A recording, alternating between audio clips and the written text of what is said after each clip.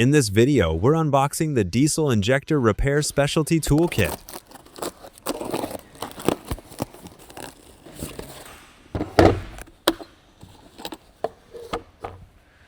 The product label: the Diesel Injector Repair Specialty Toolkit. The 7.6mm injector solenoid specialty hex bit can be used with a large size tool. Can also be used with a wrench on the outer flats.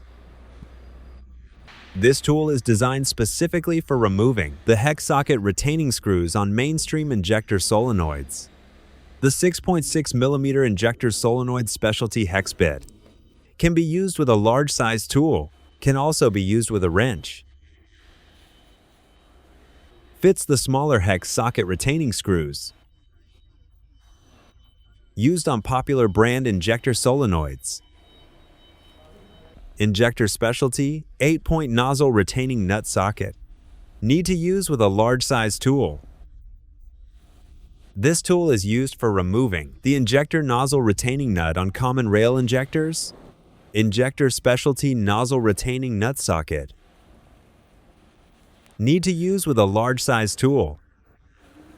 This tool is used for removing the injector nozzle locking nut.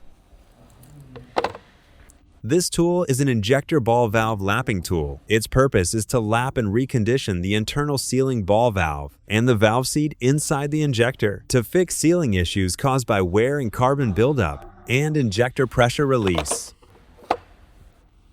The injector valve seat specialty removal tool. This tool is used for removing the internal valve seat and limit component inside the injector. The injector internal retaining component removal adapter socket.